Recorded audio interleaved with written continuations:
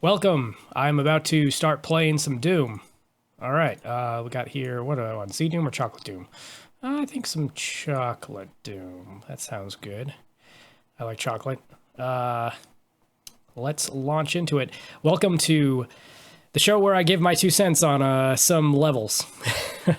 So, all right. Yeah, I just want to chime in sort of with my impressions of certain level design and stuff like that. Launch. All right, hopefully the audio is okay. We want, let's see, sound effects volume down a bit, music volume down a bit.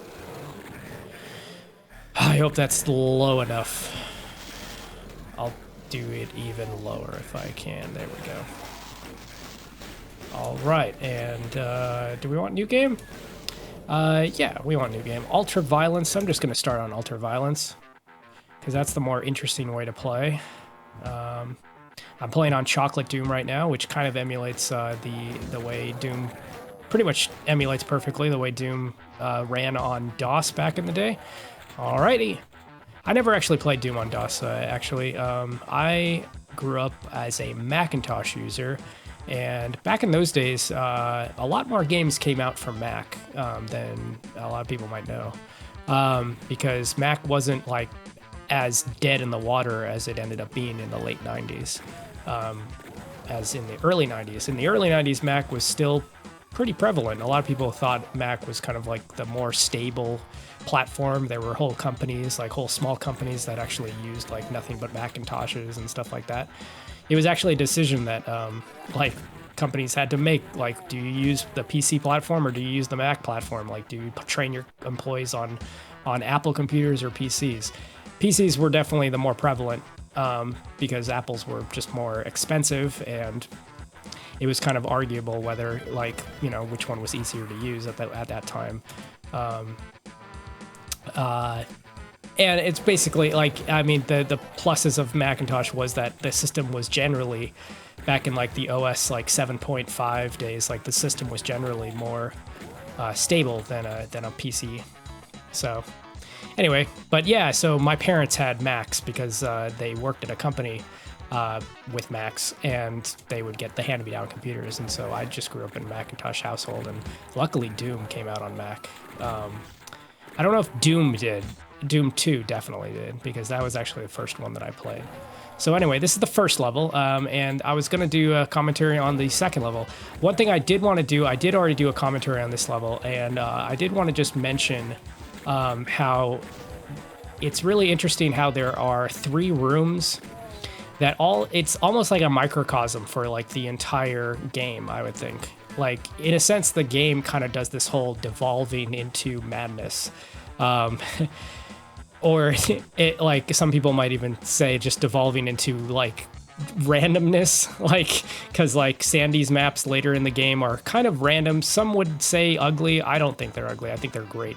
Like, honestly, although he doesn't really pay attention so much to like all the textures working together and stuff, and it gets a lot more random and crazy, and that might be intentional. Honestly, I don't know what he was thinking. I mean, but it is supposed to be, you know, you're going into hell and stuff like that by the end of the game, so it's supposed to be kind of crazy and a descent into madness. And I feel like it's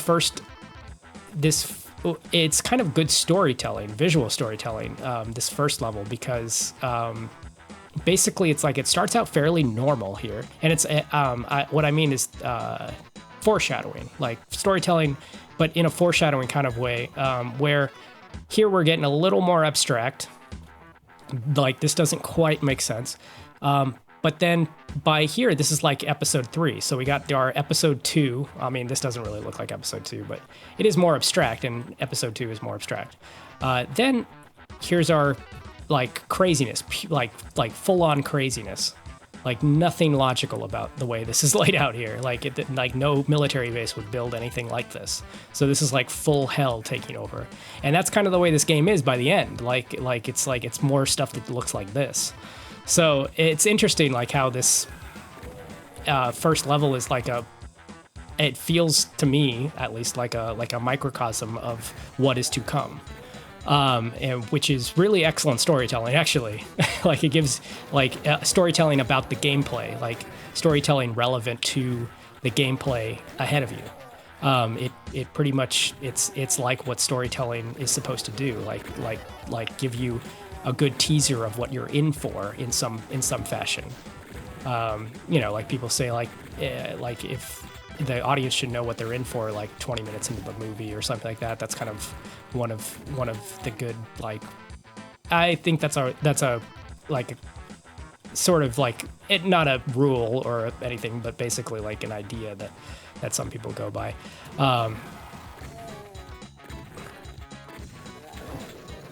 Like 2 minutes into the movie, they should know what, not 20 minutes, like 2 minutes into the movie, they should like know what they're in for.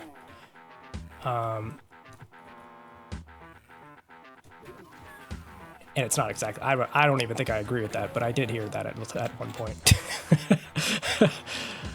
So, anyway, I'm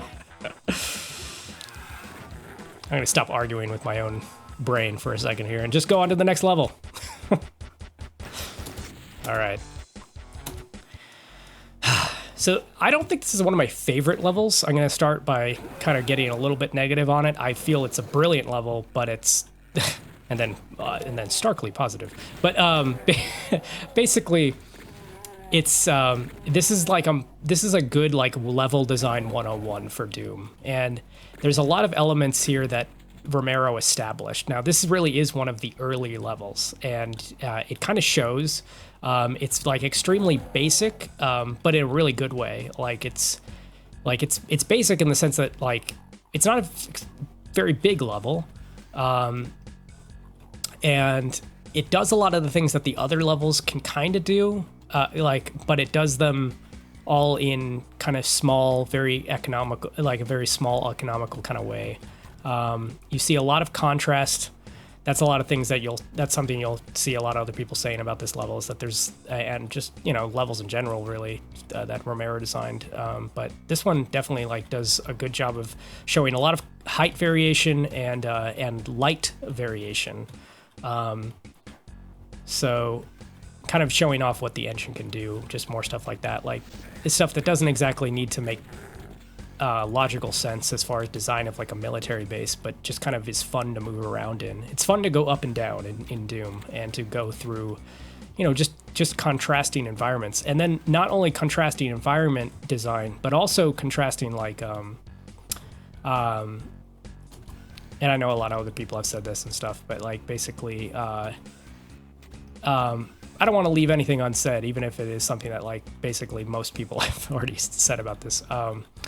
Really. So like contrasting firefights, as far as like you'll have areas that with no firefights and then areas with firefights. And one thing that let's see here. Okay, I got the red key. So this is also the first level with keys.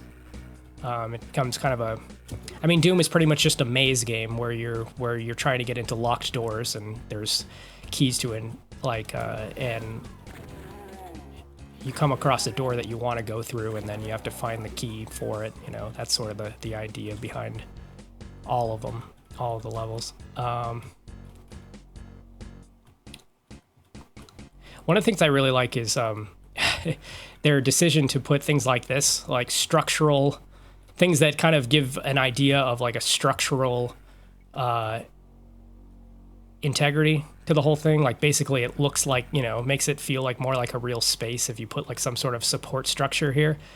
And one thing I'm kind of realizing here is that there's only, like, this almost doesn't make sense, but he maybe is doing it for contrast reasons, like basically, or asymmetry reasons. Like John Romero actually like really hates symmetrical design, and which a lot of artists are like that, but it's like it's too easy or something. But I guess it's because this thing's here, which like this wall comes out here. But I was just noticing that it's interesting that there's only 3 pillars, like structural support pillars here. Lots of going up and down. Okay, and this is weird. This is like a weird thing because it doesn't go anywhere. It's like a storage bin or something. I like to kind of try to imagine like what, you know, what these things would be if they were a real place. So like that to me, like that area over there was sort of feels like, well, what would this is probably, I guess, a storage area with a really big lift for some reason. But maybe it's like the whole lift is supposed to be the storage area. Here's their sewage plant. This is where all their poop goes. All right. Yeah. Cool animations. This kind of stuff is really neat that they got these animating textures in there. I think that was kind of new. I don't think there were any animating textures in Wolfenstein, but I'm not that well versed in Wolfenstein, so. Wolfenstein 3D being the, I think this is a secret. Okay. I like this. This space is really neat. Being able to go into a space and then get to a window where you see another space but not being able to get there easily and like not knowing how to get there. Like that's really interesting. I like encounters like that, where you can glimpse into another room but not know how to get there. And it definitely like helps. It gives help. It helps give the idea that there's more to this level than like there really is. Like when you see a lot of spaces through windows that like you don't understand how to get there, your mind I'm sure like imagines like you know, more complexity than there is in a sense if you like put areas like that where you have to imagine like how you would get there. Your mind like starts putting together like possible like paths and probably imagines more to the space than actually exists.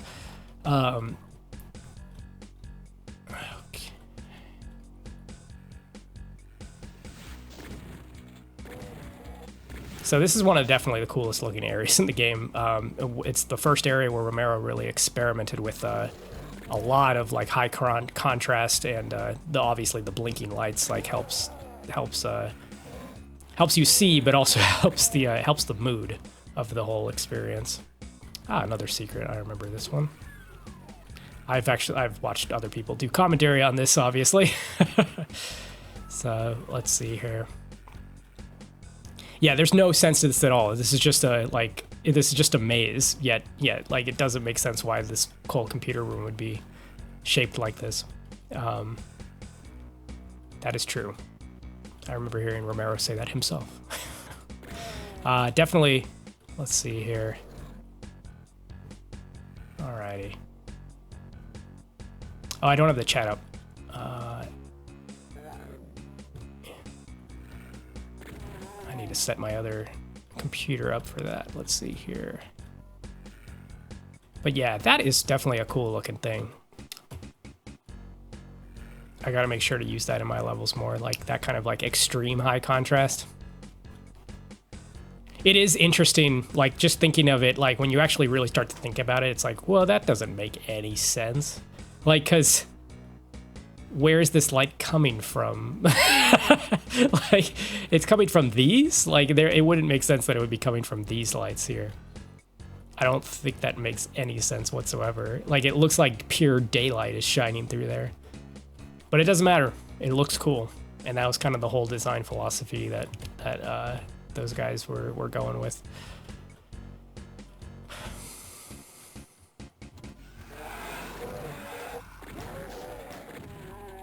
This is a cool looking room. So this is that room, the first room that Romero kind of established the whole look and feel of Doom and did something that totally couldn't be done in Wolfenstein and also wouldn't ever be done in reality. Like a room would never look like this in reality. Like why are those computer bays like way up there? I love these types of things. Obviously everyone, you know, it's definitely become a trope or a thing that you just do, put a lot of lights in doorways like that. But it looks cool. Definitely looks cool. I really like this space. Like this is a kind of a cool, just shape to a hallway. Like there's not much here, But it looks awesome. Like, I just think this is, I like that he decides to do like a weird shape instead of just a normal hallway. Like, that's really pretty brilliant, honestly.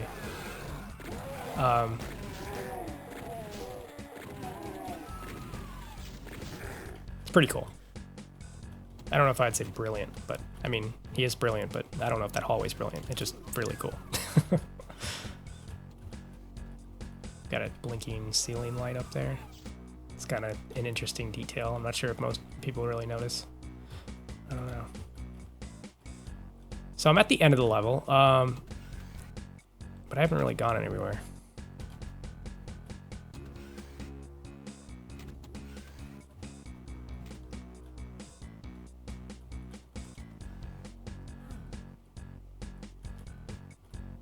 So we got this area over here. Okay, one of the things I wanted to mention was, if there was no blinking light at the end of that hallway, the atmosphere would still kind of be cool, but it wouldn't quite, like, the fact that there's something blinking over there, like, definitely gives you that sense of depth. Because if you don't have anything at the end of the hallway blinking, all you see is black, and you don't really know how far back it goes. And the fact that he gives you something like that blinking thing over there to really show you how far back you have to go there, like how far back it goes. Kind of, I don't know, it just adds something. I don't know exactly how to put it into words, but like it's definitely really good with the atmosphere there.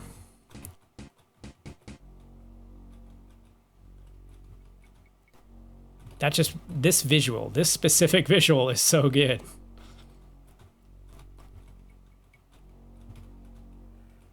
And he's gotten a lot better too, which is really cool. Like, if you want to play a map that I think is like super brilliant, that he's done 2 maps recently, but I really prefer his his remake of E1M4, John Romero's remake of E1M4, which is just amazing. All right, so yeah. Oh, there's some secret back here. I'm gonna go try to find it. I'm not really good at remembering the secrets, but I'm definitely gonna try to find it. Let's see here, where, some sort of secret back here I haven't been to. Okay, I already went to that one. I'm hearing bad guys though. Oh. Shells. Okay, where is it? This is crazy. I don't know. I don't know. Scary. All right. Oh man. Come on. I just keep going in circles. Wait, let's just take a look at the map. Okay, so there's something over here. Whoa. I did it. I did something. Where'd it go? Okay, here we go, yeah.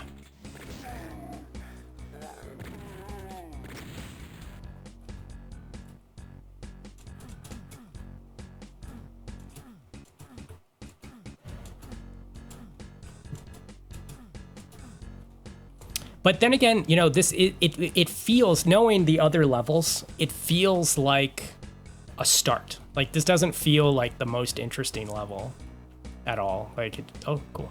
There we go. Now I'm getting somewhere. Okay, what is this? Oh, this is it right there. Yeah. All right. So that was a shoot wall. I think the first shoot wall in the game.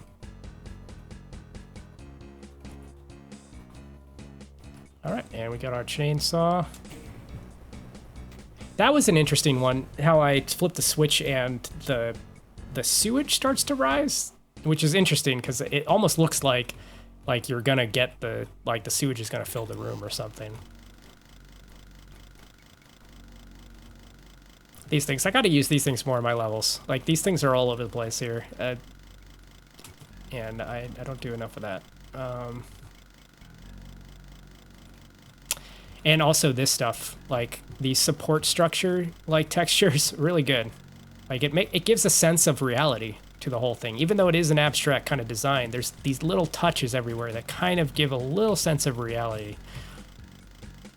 You know, stuff that he didn't really have to do, but he decided to do. Like, just looks like there's some sort of structure, support structure there. All right, let's see here. This room is so cool. Like, okay, like what would be the use of this room? Like what, like if this was a real military base, what is this? Just, we keep sewage here. It's like, I guess like opening portals to hell, like just makes a lot of toxic waste. And they're like, we don't know where to put the toxic waste. Like, let's just leave this barrel right here. Open container and everything. It doesn't make any sense. All right. I know there's a secret over here. So in case you're not familiar with the whole trope of how to, you know, point out a secret. Okay, what was that? What did I just do? I forget what that even does.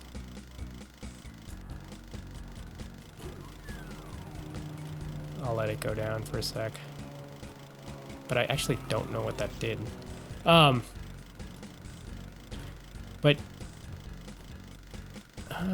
is it?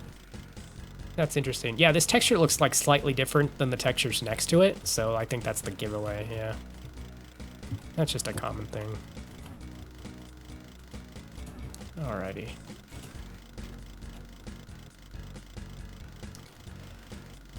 I forget what...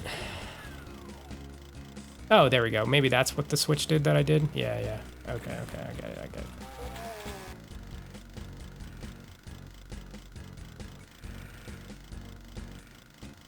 So now I can go outside. Love this chainsaw, even though it makes me get hurt.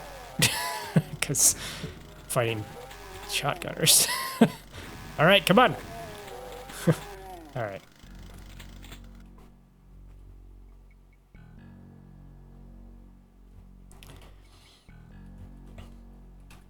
So yeah, I like this level. I don't think it's like one of my favorites. It's really simple. Oh, but okay, I do have another thing to point out about it, which is interesting. I was watching a commentary that Romero himself was doing on his levels, and he was mentioning Disney during this level, which is interesting because he mentioned, what he said was that, you know, Disney had this thing where he just believes that that like everyone understands quality when they see it, you know, like they might not have the right words to describe what makes it that way or what makes it not that way, but everyone is able to know quality when they see it. And that's really interesting. I thought that was a really interesting kind of thing to point out, and I think it's a good design philosophy to have. It's just like, you know, they will know when you're being lazy. Everyone will, you know, even if they're not experts at what you're doing. But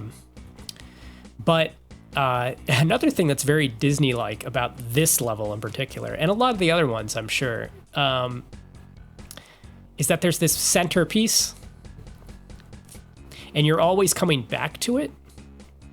And like these paths like kind of flow into each other and around back, like when you go in here. I mean, this is not a very good example here, but this is just one room. But still, the pillar kind of adds a little bit of that element to it, where it's like a path that you'll go around and you'll come back, and then that leads here. You know, you come out of here, and that just flows right into here. And there's a flow that keeps you like coming back to places that you've been before, and you pass through this room a few times, and it's you know, like you come up here, you go down here, you go down here, and you're back. And that's very similar to the way it's a non-linear design. That, you know, it is linear in the sense that there's a particular flow to it. Like it makes sense to go through it in one direction, but in one way, pretty much. But it's kind of the illusion of non-linearity, and you have this one room that's very recognizable as a kind of a centerpiece to kind of keep yourself oriented. And that's just kind of the way that like Disney parks are designed. Like you have like I wouldn't call it a weenie. Like Disney had this idea of a weenie, which is like something that is always in view. This room isn't always in view, but it definitely, this room as a centerpiece like helps keep you oriented. And that's, you know, I just feel like that's something that's actually very Disney-like in the design of this map. It's kind of designed like Disneyland a little bit. You know, other games do that too, like Myst is a big one that's pretty, that definitely does the whole, like, that kind of uses that design philosophy as well. All right, let's get the hell out of here. I don't know if I got all the secrets, but let's go. Kills. Did I get them? Oh my god, I didn't get all the kills. Items. Nope. Yeah, I missed all this. I didn't get all the secrets. I don't remember where they all are.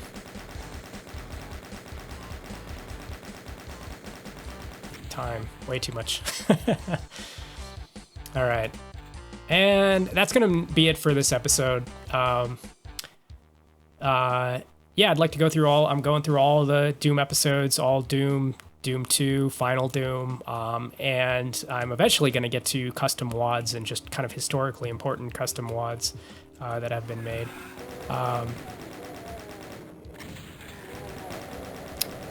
And hopefully have some sort of insightful thing to say. I don't know.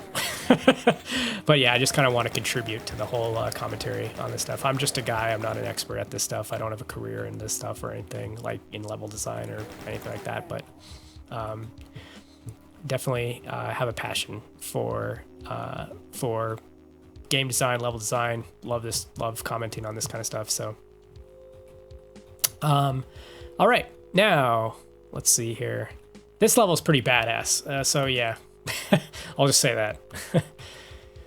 All right, gonna have a lot of. This is definitely a better level than the last level. All right. Anyway,